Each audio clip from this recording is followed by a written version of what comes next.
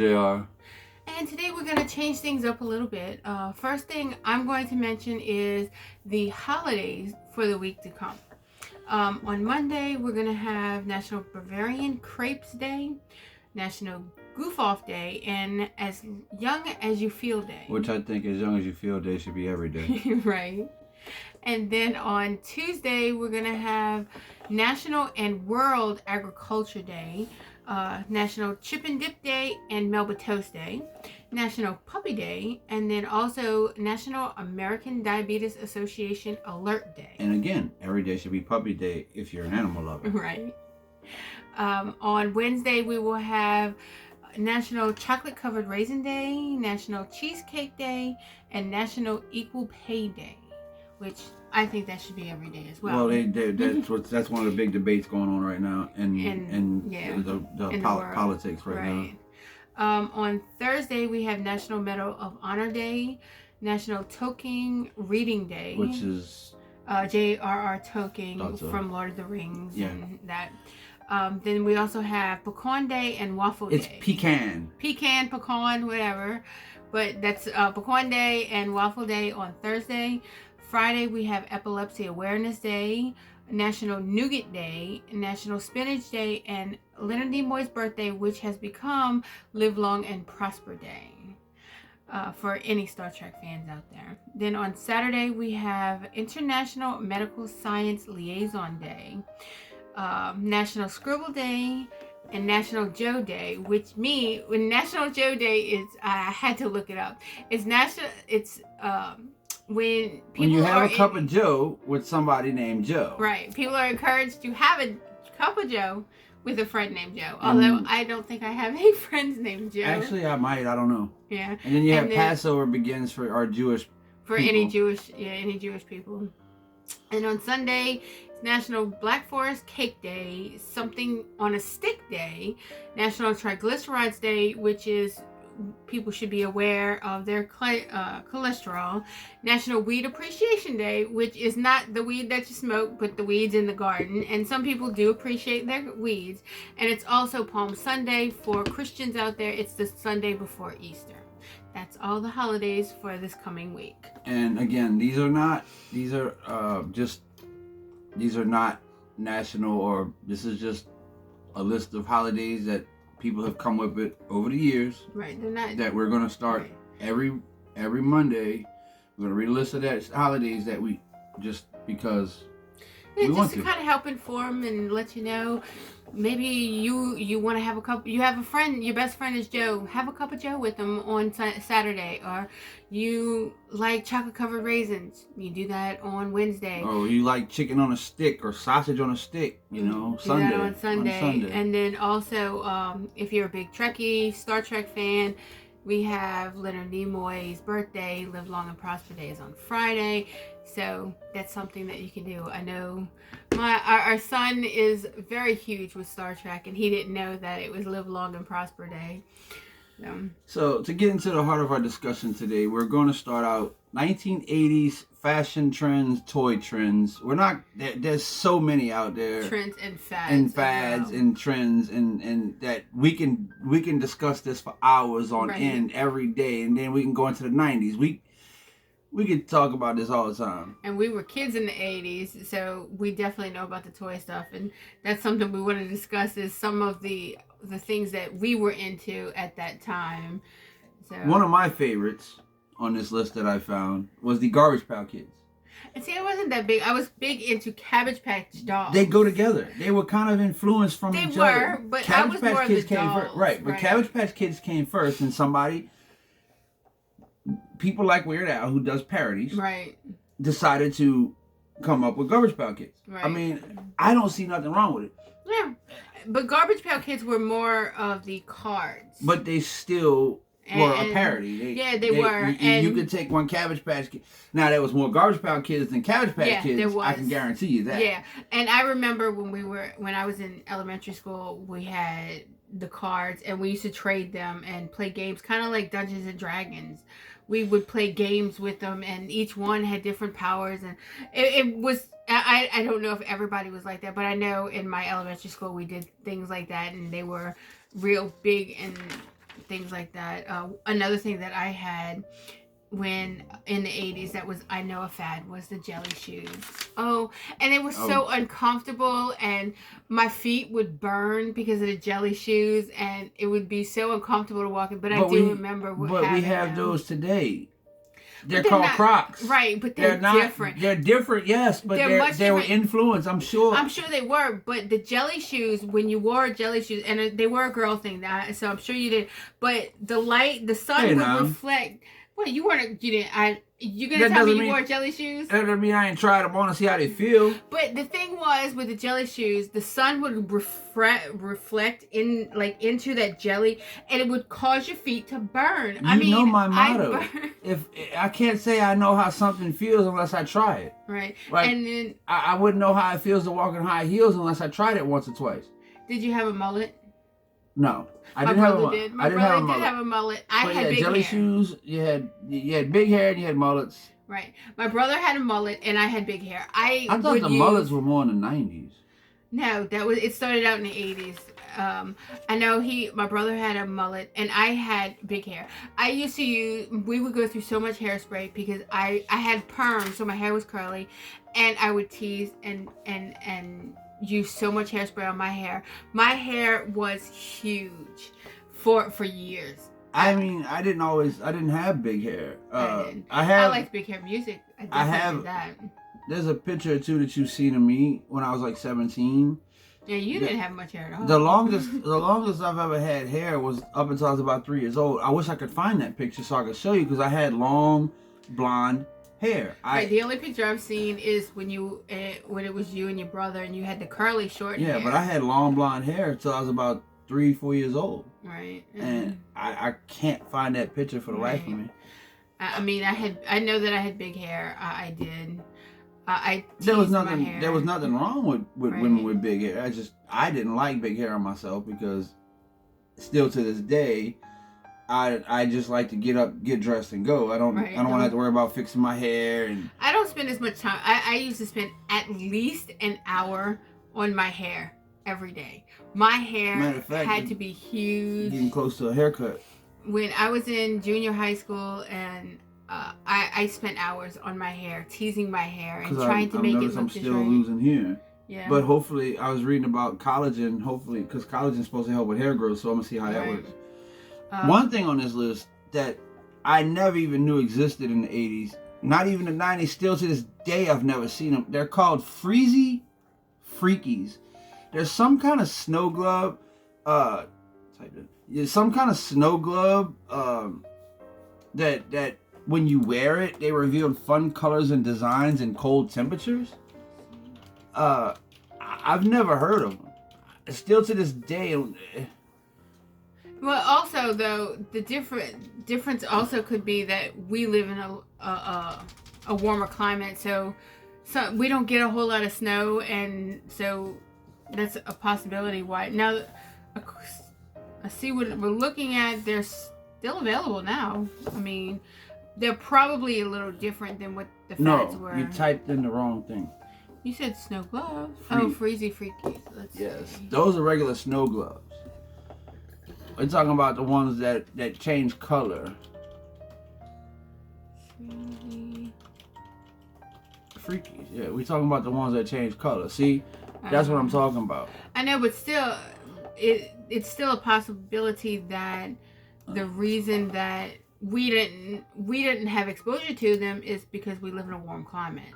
Yeah, they came out in '89, and like I said, I've never heard of them. Right. And I think this is the first you've probably heard of them. Yeah, I've never heard of them either. But like I said, we don't get a whole lot of snow here, so. But you don't have to have snow to have gloves.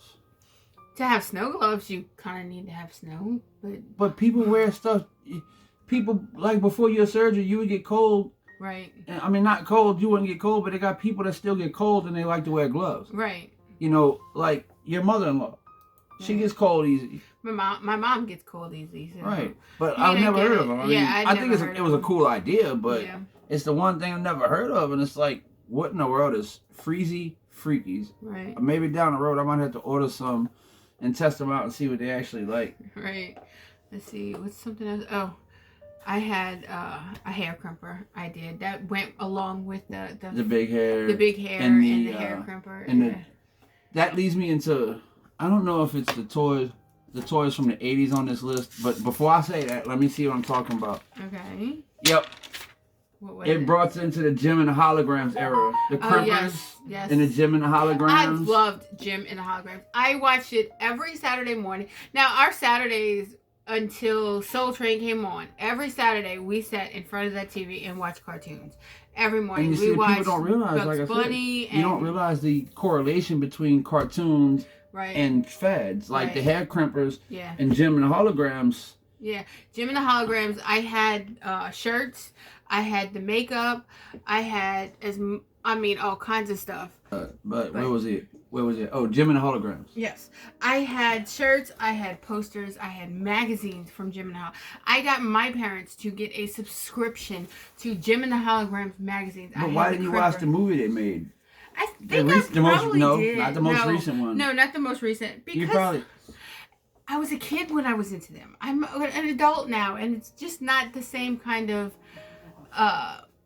nostalgia, I guess. It's just not the same as an adult as it was when I was a kid. When I was a kid, it was cool, but now it's not quite as cool. And that's another thing I was very into was Smurfs. Oh, Smurfs, yeah. Oh, yes.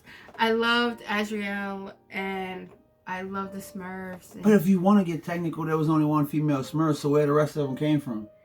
They were made. That was part of the story. Gargamel had made them, I know. And then they escaped. Right. But why he only made one female and all males? That wouldn't make sense. Because he had trouble making females.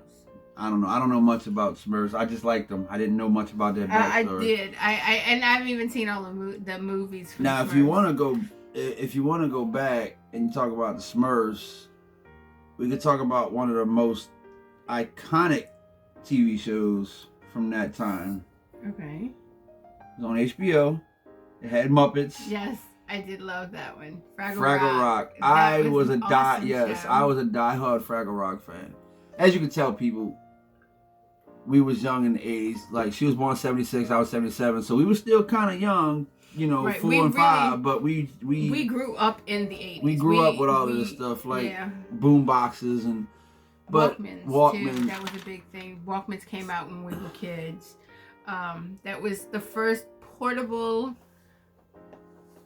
thing that we could listen to radio. Now we have phones and iPods and all kinds of stuff at our fingertips. But when we were kids, we didn't have that. We had big boom boxes that we carry around. And we had to listen for a song to record it. Right. And if we didn't catch it, we had to wait 24, sometimes 48 hours before they played it again. Because to record it, you took... Well, I can't say that per se we would have to wait 2 or 3 days. Right. But we had school, so if they would have played it while we were at school, we weren't home. So in our mind, we had to wait a day or two to catch it because of our timing in school and homework and our playtime. Right. Unless, you went straight home from school, did your homework, and then sat by the radio with your boombox waiting for it to come on. Then you didn't have no life. Right. Some people did that. Yeah. I did it depended on, like, my dad worked offshore and he was very strict. So when he was home, we pretty much stayed home. We didn't go to friends' house and we didn't go all over the place. We didn't really get to do a whole lot when he was home. Now, when he was offshore, we would go to friends' houses and go run the streets when, after we got home from school, and we had lives. But like I said, when he was home, I could sit by the radio and record whatever I wanted because I couldn't go anywhere. We didn't go anywhere. But also another thing that I want to talk about is I talk about this with our son all the time. Video games. Right. You can't appreciate... No, I had something before that. We didn't. I had Pong. Well, that was on Atari. But it was not. It was just Pong. The first video game I ever had was Pong.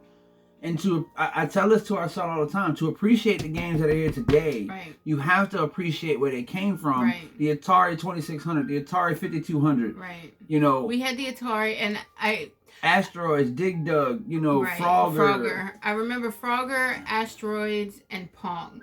Pong was the first game that we got. That was the one that came with Atari. It didn't actually. It was a built-in. It was already. Yeah, it was already. It came with it. It's what y'all would call today plug and play. Right. It came with it. It you was already there. You just plugged it into the back of the TV and. Right, and two controllers. Right, and we didn't have a whole lot of basically games. tabletop tennis. Right, we didn't have a whole lot of games though. We had Asteroids, Frogger, and Pong. And Galaxia and Pac-Man. We didn't have any of those. Centipede. We did have Pac-Man. Centipede and Asteroids, I think, came out around the same time. So, but I mean, looking at what we have now, like when I go to play Sims or when you go to play GTA, it's like. Or I go looking at that stuff, it's like the computer and electronics industry has come so far because we were kids when it started with Atari and because remember I told you when I started playing that game called Fracture, or I can't think of it as Fracture, but it has something to do with time manipulation. Right.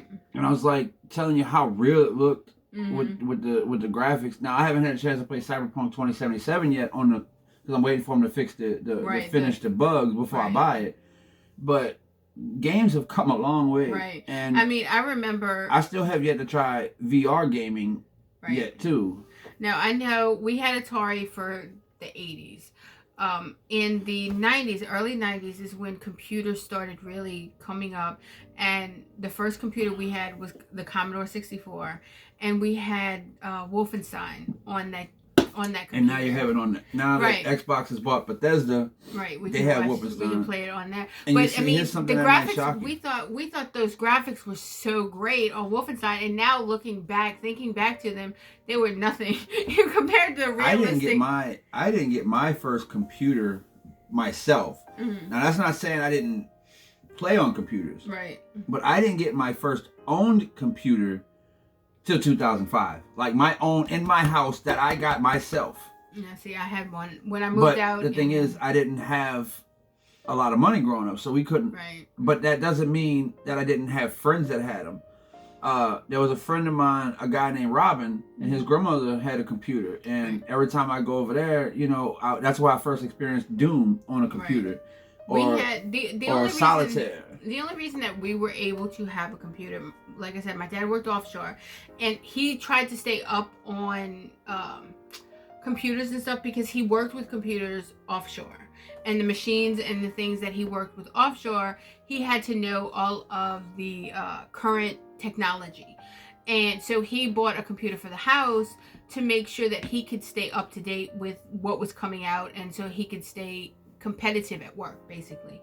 So we got to get the Commodore, and then when the first Microsoft computers came out, we got one of those, and I was able to learn the very first Microsoft, like Word and Excel, when they first came out, because he was learning it for work. We were able to learn it for at home. And a lot of people don't realize that a lot of this stuff that we grew up with, you know, some of it has influence even today. Yeah, it does. Like Yo-Yos and Rubik's Cubes. They still do it. They were popular for a while. Right. Then they went away. Right. And then they come back. And now they're back again. And now they're back again. And now they got these kids solving these Rubik's Cubes in like 3 seconds flat or 10 seconds flat, and it amazes me. And they're doing it blindfolded. Right. I saw a kid make Neil Patrick Harris's face using Rubik's Cubes, and I'm going, really? But you're solving a Rubik's Cube in 10 seconds blindfolded. What else can you possibly achieve? I mean, that goes to show me how much people have evolved as far as how technology, not just technology, but how we do things, how we learn things with technology. Because I couldn't do it. Right. No matter how much I tried, I have never been able to solve a Rubik's Cube. I get impatient. I had Rubik's Cubes when I was younger. Now, my brother, and it's funny because Barry was dyslexic most of his life. My brother was dyslexic, and he did not do well in school. I mean, he barely got out of school. me, I had good grades all the time. I did all kinds of things. You know, I was in extracurricular clubs, and he could solve a Rubik's Cube in no time, whereas I never, ever was able to solve a Rubik's Cube. Never. I could not. My brain just did not work that way, and I just could. But him, you could put it in front of him, you could twist it and mix it up, and he'd look at each side, and within like 5 minutes he'd have it fixed. And I'm going, how did you do that? Right, and it's like, but these kids these days that I've seen them solve it in 10 seconds or less blindfolded, it's like, right. it makes me wonder what else are they capable of, right. as far as their brain power and what else they can come up with. Mm-hmm. Because in the 80s, nobody was thinking about solving a Rubik's Cube in 10 seconds or less blindfolded. Well, they were trying, but it wasn't. I don't think they even tried. I just think they the nostalgia of just to get one finished. It was more like a toy. Just finishing one to them was back in the 80s because it was so new. Right, it was. It was something that was new. And when we watched America's Got Talent, they have yo-yos. Right. Yo-yos have evolved because now they got the ones where you can that you can go pull the rope tight and it flies up off and then lands back down on a string. Right. It's a different type of yo-yo, but it just shows how things have evolved. A lot of people don't realize the 80s, the 90s, the 70s, all of them toys and fashion trends, they all tie in together some way. I mean, yes, some of them, like if I look at this list, boom boxes, they'll probably never make a comeback because boom boxes and breakdancing and tracksuits all go together. Although I did see, I am subscribed to. She's a college student now, and she's trying to learn how to break dance. So, I mean, that's one of those trends that kind of comes and goes, you know. Just like my mom used to always tell me when a new song would come out, and I would go and see her, Mom, listen to this new song, and she would look at me and go, I liked it the first time around. And I get the same way when a remake comes out and Marcus comes to me, listen to this new song, I'm going, yeah, I listened to it in the 80s, you know. And it's like, oh God, I'm turning into my parents, you know, because that's just how our society works, is things come back around. Trends, you know, they get big, they stop, they get big, and that's just the way that things work. And, you know, it's part of our society, really. I mean, music changes, but then it stays the same.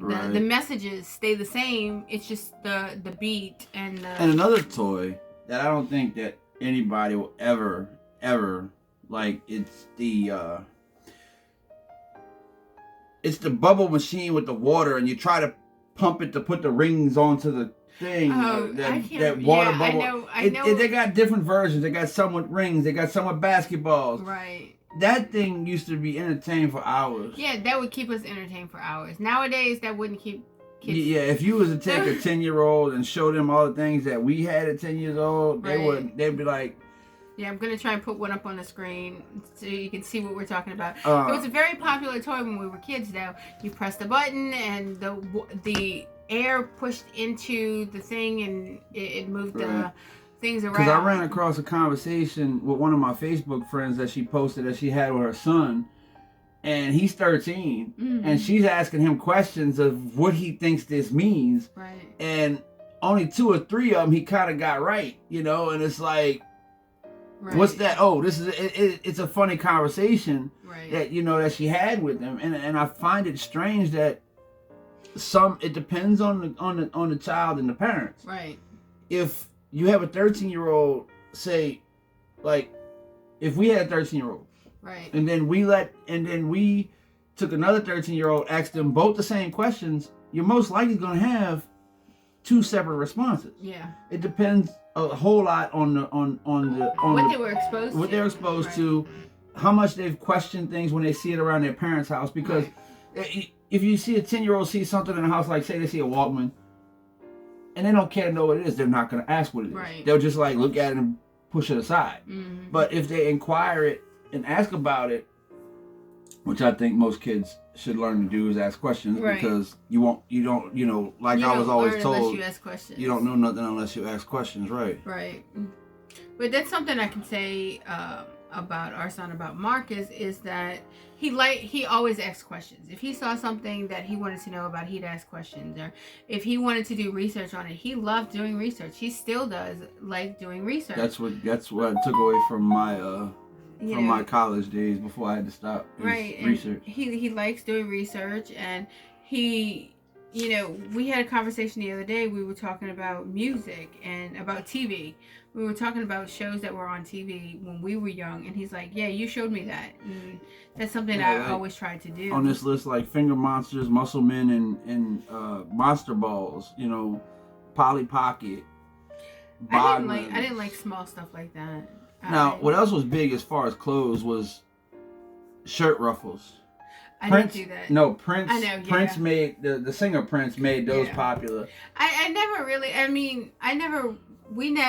The people, the kids that I was around, that was never really a thing. But then I think it was more of a thing for the older kids because we were young, still quite young. So us in the 80s as we became like, let's see, like when we reached the age of 9 and 10, maybe 11. Right when the 80s was ending. Right. Because 76 to 86 to 10. So when you was about 12 or 13, right? So you was about 13, 14 when the 80s ended, and I was 13. So we would be more like seeing the neon colors, the acid wash jeans, the track suits, the high-waisted jeans, the parachute pants, the MC Hammer pants. That was the Jabos, the Cavaricis. Well, no, the Jabos and Cavaricis didn't really reach popularity until the 90s. Right? That was about 90s. But they did have the parachute pants. I do remember. And the acid wash jeans. I had many pairs of acid wash jeans. Flannel shirt. No, flannels was the 90s with the mullets, when the mullets really started taking. One thing that I saw on the list, car surfing. You know where it came from? Yeah, that came from Teen Wolf, the movie with Michael J. Fox. And it's caused a lot of people to get in accidents today because I've seen people doing it on the subways in New York. Yeah, I saw them doing it, and that was not a thing. Like I said, we were still young though. We weren't. Now I knew of kids around my neighborhood who would do stuff like that, but most of the stuff that we did, we were too young for stuff like that. So. And another thing is light brights and easy bake ovens I had a light bright. I didn't really have an easy bake oven. The Snoopy snow cone machine. We had a we all like snow cones. I mean, we're in the South. It was hot, especially summertime. It was hot, so we had the snow cone machine. We had anything that could make us anything that was cool. The easy bake oven was popular. I didn't know anybody that had any. Yeah. But I know it was popular among the little girls in my neighborhood. Right. And see, I didn't have one. I was not interested in, at that time, I was not interested in baking or cooking or anything like that. And another big thing that's coming back is bracelets like this. Yeah, those were big when we were young. There's not, the big hair bands would wear bracelets for men. But now, see, when I was growing up, men didn't really wear bracelets, like this. But I wear them because I know some of the boys that was around my age that was into the rock stars. Yeah. But now you see more country singers wear bracelets now than you see the rock stars. And see, when we were young in 80s, country was very different than it is now. It was more of the country and western, and it was more of if you play your record backwards, you'll get your car and your house and your dog and your wife back. That was the running joke that people would say. Right. And a lot of country songs were sad and about breakup and about divorce. And if you play your record backwards, you get all of that back. That was a running joke. Right. But it was, country at the time. Because my mom and my grandparents were heavy into country. And I used to listen to country. And it was more of the country and western, the twang type country stuff. It wasn't like it is now. Now you got country western today. You got regular country. You got hip hop. You got country collaborating with, but the 90s, the 80s. I'm jumping ahead to the 90s. Yeah, don't go to the 90s. The 90s might be next week. The 80s to me, it influenced a lot because you had roller skates. A lot of technology that we use today, I really think started in the 70s and 80s with computers and things like that. And a lot of it has to do with it started in the 70s and 80s. Like board games like Hungry Hippo and a lot of that stuff and really started in the 70s and 80s when we were younger. And I think our age group helped to move that stuff along and help it to evolve into what it is now. And I think you can still take some of this stuff, like, you know, you can introduce it and put a spin to it. Right. You know, they're revamping some of the. I got a story I haven't read to you yet, but I'm not going to talk about it now. But it's something about Monopoly's revamping some of their community cards to add stuff. If you don't clean up the environment, you get fined. I don't know. Right. They're adding all kinds of new stipulations, which I'm cool with. But I also ran across all kinds of type of Monopoly games: Scooby-Doo, Game of Thrones, and I think there's a Star Monopoly, Wars, Metariopoly, New Orleans-opoly. Yeah. I think they have. It's probably over 150 variations of Monopoly. I think they have you could made probably Monopoly find. for every small town, big city in the United States, They and got, like I said, possibly Star everywhere. Wars, Game of Thrones. Right. I'm surprised I haven't saw a True Blood Monopoly. I'm sure if I find it. I'm sure Jeff if you look Foxworthy. for They got a it, Jeff Foxworthy Monopoly. Yeah. Scooby-Doo Monopoly. I mean, They're all Monopoly, over. you can. But I don't think that's the one game that'll ever get old. No, Monopoly. Monopoly. As long as we have money in our economy and people like making money, and I think Monopoly is going to be a thing forever. So. And the one last thing I want to talk about is my favorite. Mm-hmm. If you could look at that list right there in front of you. Transformers. Yeah. You know me well enough, babe. Trust Transformers. me. And I mean, I watched it a little bit. It wasn't really, to me, that was a boy thing. Now, my brother was very into Transformers and his friends, but that really wasn't something I was into at the time. I liked dolls and Barbies. But, and stuff. you know, then, you know, if people that are watching this are Transformers fans, then you got to know about Gobots and you got to know about Mask. Mask was a cartoon. It was a capital letters, but it was M. A. S. K.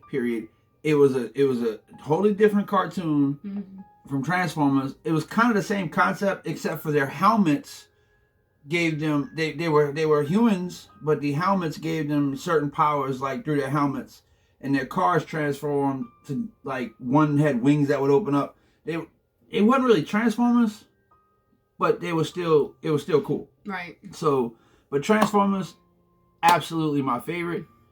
Still is your favorite. It still is my favorite. Every time a Transformer movie comes out, you're... And G.I. Joe would be my second favorite. Right. The cartoon. Then you got He-Man.